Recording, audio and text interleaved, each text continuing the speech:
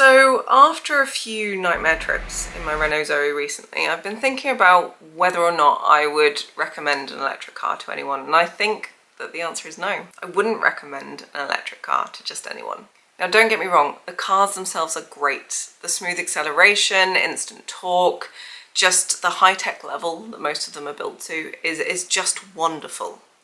But I feel like the majority of people, especially if they're not tech savvy, are not prepared to deal with the nightmare that can be charging.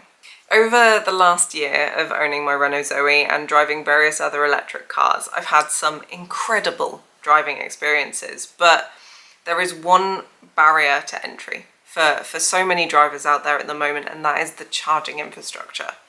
So yes, it's true that the charging infrastructure is growing and it's growing rapidly.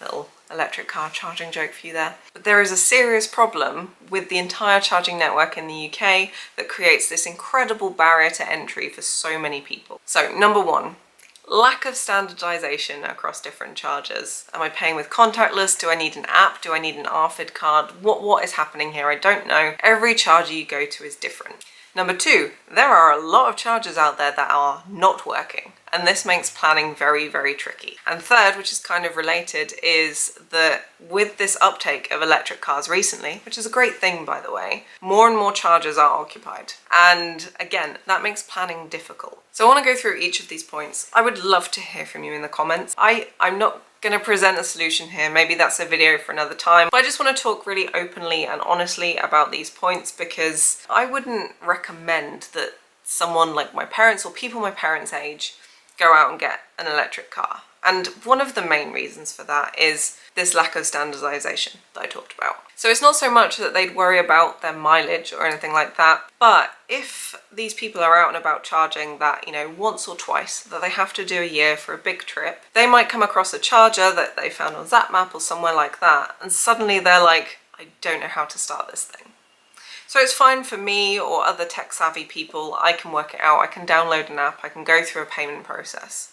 But there are people out there who, yes, they might be able to eventually do it, but they'll struggle with it. And that's a stress that they just don't need when driving a car. So this is getting better.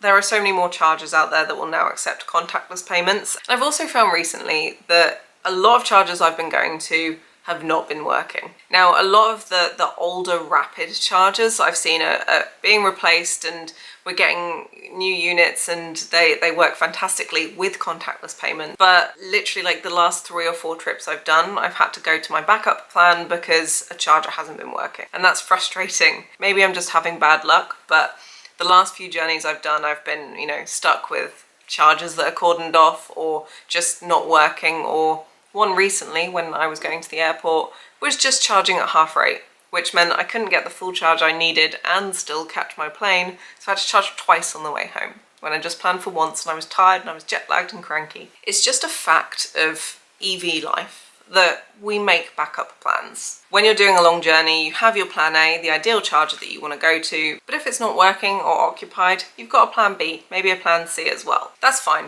I signed up for this, I knew what was coming. But it seems to be happening now every time I drive that I have to go to plan B, plan C, plan D. And it's frustrating. And while I can deal with it because I have time, I'm not in a rush, it's okay for me, this is something that's going to put a lot of people off. And I don't want someone to get an electric car thinking that, okay, there is this charger here, I'm going to be fine. Because there is a small likelihood, or large in my unlucky case right now, that charger is just not going to be working for whatever reason. And then if I do manage to find a charger that's working, often it's occupied, or in the weird thing that happened to me the other day, shut for filming, which I'd never seen before. But it's so good that there are more EVs on the road now, and I love that. I love that more people are adopting this fantastic way of travel. But I'm finding now that, especially if you want to go charge on, the middle of the day on a Saturday, while people are all traveling around, and you go to a service station, you're gonna have to queue. And perhaps I just need to do better planning, taking this into account, but it's not ideal. And again, this is why I'm having to opt for plan B, plan C, plan D, almost every time I drive now. The solution can only be more chargers, more working chargers.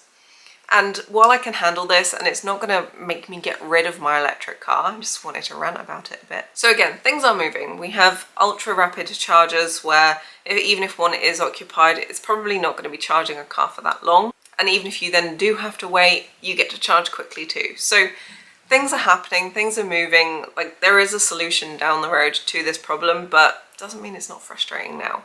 For most people, an electric car makes a ton of sense because they'll be charging at home, they might not necessarily be doing long journeys. I have to travel quite a lot for work and I do big road trips, and I'm just noticing this frustration more and more. Not going to stop me having my electric car, but it is going to be a big barrier to adoption further down the line. Like so many people talk about range anxiety and that's what's going to stop drivers. No, it's not the range of the vehicles, it's the charging anxiety. It's the availability of these chargers and making them work that is going to give people that stress that's going to make them stick to their ICE vehicles. EV owners understand that charging a car isn't like refueling a petrol or a diesel car. We have to plan, we have to embrace slow travel, and we have to make backup plans because sometimes there are hiccups.